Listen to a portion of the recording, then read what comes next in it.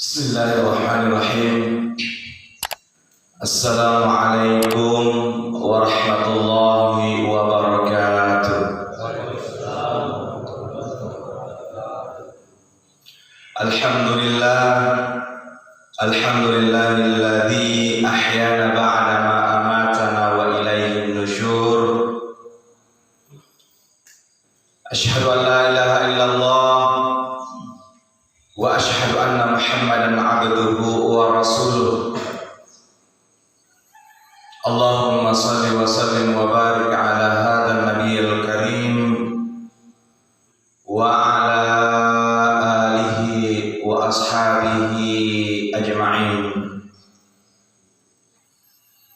Faqad qala Allah ta'ala fi kitabihil karim wa huwa asdaqul qa'ilin. A'udzu billahi as-sami'il 'alim minasy syaithanir rajim. Ya ayyuhalladzina amanu taqullaha haqqa tuqatih wa la tamutunna illa wa antum muslimun. Wa qala aydan la in syakartum la azidannakum wa la in kafartum inna adzabi lasyadid. Sadaqallahul azim. Hadirin wal hadirat sidang jamaah subuh yang semoga kita semua dirahmati dan diridhai oleh Allah Subhanahu wa taala.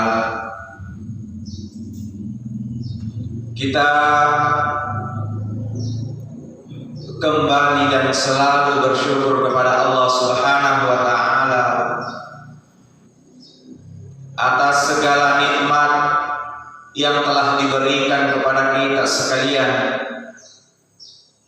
baik itu nikmat kesempatan, kesehatan, terlebih lagi dengan nikmat iman dan takwa yang dibuktikan dengan kehadiran kita menunaikan kewajiban dari Allah Subhanahu wa taala. Demikian pula kaum muslimin yang sama-sama kita dirahmati oleh Allah. Kita tak lupa untuk bersalawat kepada Rasulullah sallallahu alaihi wasallam yang telah mengantar umat manusia dari alam kegelapan menuju alam yang terang benderang. Kita semua mampu bergerak, mampu beraktivitas, melakukan berbagai tugas dan tanggung jawab kita. Tentu ini tidak lepas daripada nikmat Allah Subhanahu wa taala. Berbicara tentang nikmat, maka apa sesungguhnya nikmat itu? Nikmat itu berarti karunia atau anugerah yang diberikan oleh Allah Subhanahu wa taala. Bahkan disebutkan bahwa nikmat itu ada dua. Ada yang bentuknya konkret dan ada pula yang bentuknya abstrak. Ada yang bentuknya nampak atau kelihatan, dan nikmat itu ada yang tidak kelihatan. Nikmat itu sama sekali selama kita hidup itu tidak pernah berhenti. Nikmat itu terus dan terus kita rasakan, mulai dari sebelum kita tidur, sampai kita tidur, bahkan tidur itu sendiri adalah nikmat, anugerah, pemberian daripada Allah Subhanahu wa ta'ala. Itulah sehingga kalaulah sekiranya kita mau menghitung pemberian Allah, kita mau menghitung nikmat Allah Subhanahu wa ta'ala, niscaya tidak akan ada orang yang mampu menghitung atau pemberian daripada Allah Subhanahu wa ta'ala. Kalaulah ranting-ranting pepohonan yang dijadikan sebagai tinta, dijadikan sebagai pena untuk mencatat nikmat Allah, atau lautan dijadikan sebagai tinta, demikian pula dengan hamparan tanah, hamparan bumi yang dijadikan sebagai kertas untuk mencatat, menghitung nikmat pemberian Allah Subhanahu wa ta'ala, niscaya tidak akan sanggup, tidak akan bisa mencatat, menulis pemberian nikmat Allah Subhanahu wa ta'ala. Sehingga Allah menginginkan satu keinginan kepada kita sekalian. Apa itu? Yaitu syukur. Allah menginginkan kita untuk selalu bersyukur. La in syakartum la azidannakum wa la in kafartum inna adzabi lasyadid. Siapa yang mensyukuri nikmat Allah, niscaya dia akan ditambahkan. Dan siapa yang mengingkari nikmat Allah, pemberian Allah, niscaya azab yang pedih yang menantinya. Wa na'udzubillahi min dzalik.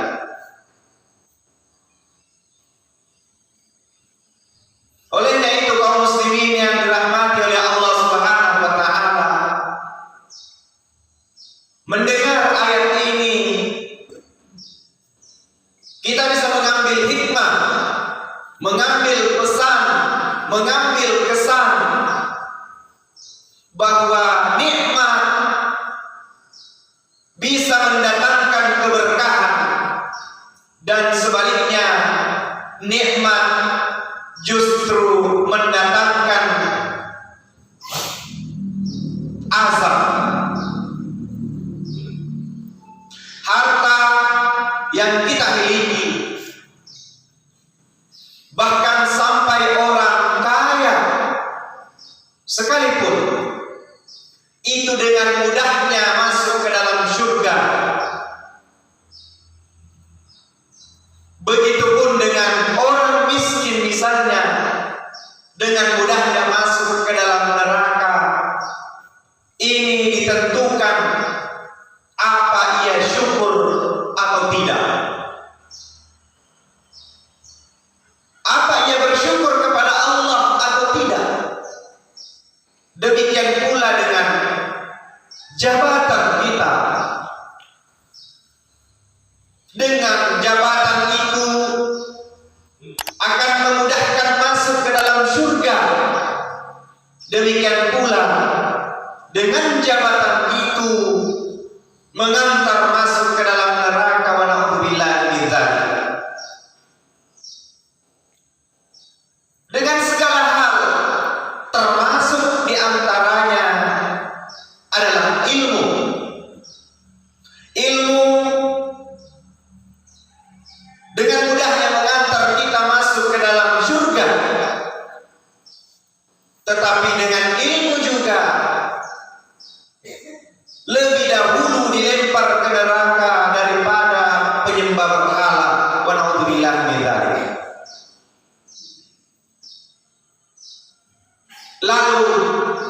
bagaimana kita bersyukur kepada Allah Subhanahu wa taala. Bersyukur itu tidak terlepas daripada dua bentuk. Yang pertama adalah syukur qauli. Bersyukur dengan perkataan, bersyukur dengan ungkapan, termasuk bersyukur dengan hati. Alhamdulillah atas karunia Allah.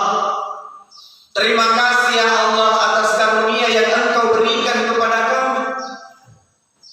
Tetapi kalau hanya sekedar syukur qauli, semua orang bisa. Siapa saja bisa. Setiap kita pasti bisa. Itu kalau syukur qauli. Yang kedua adalah syukur fi'li. Adalah syukur perbuatan.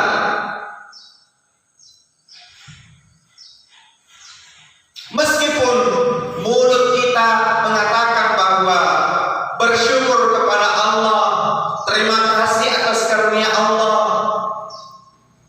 tetapi tidak dibuktikan dengan syukur fi'li, pelaksanaan, maka ini pun belum disebut sebagai orang yang bersyukur. Lalu bagaimana orang yang bersyukur fi'li itu? Dengan perbuatan itu. Syukur fi'li adalah memanfaatkan pemberian Allah seperti yang diinginkan oleh pemberi rezeki itu. Allah berikan kita rezeki berupa kendaraan, misalnya kita manfaatkan untuk datang ke masjid. Allah berikan kita fasilitas berupa rumah dan segala macamnya. Dengan segala fasilitas yang ada, kita manfaatkan lebih dekat dengan Allah Subhanahu wa taala. Apapun bentuknya dan seperti apapun jenisnya, yang pasti bahwa segala fasilitas yang Allah berikan, materi yang Allah berikan, itu kita manfaatkan seperti apa yang diinginkan oleh pemberi nikmat itu, pemberi rezeki itu. Karena sesungguhnya nikmat pemberian Allah itu bukan hanya berupa materi seperti yang kita katakan tadi.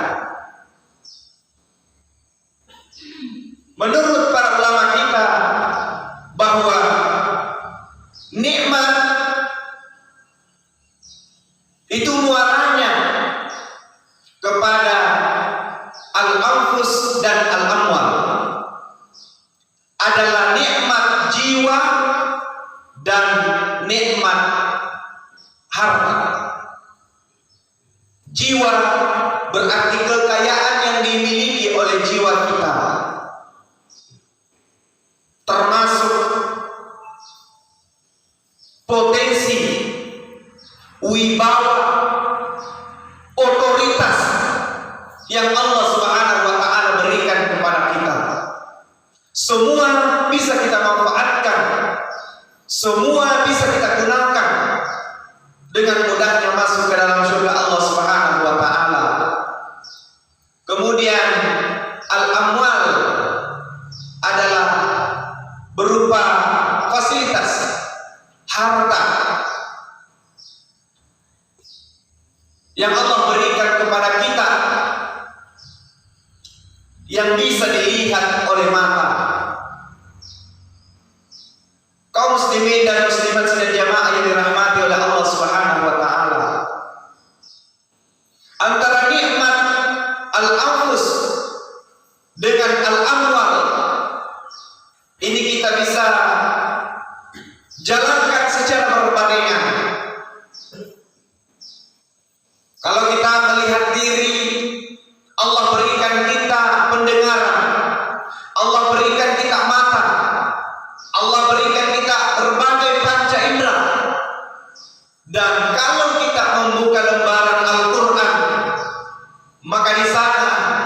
sejumlah peringatan untuk kita sekalian. Di antaranya, inna sam'a wal basara wal fu'ada kullu ulaika anhu mas'ula. Sesungguhnya pendengaran, penglihatan, dan segala potensi panca indera kita semua dimintai pertanggungjawaban. Kullu ulaika anhu mas'ula. Kemudian di ayat selainnya, inna sam'a wal absara wal af'idata qalilan ma tashkurun.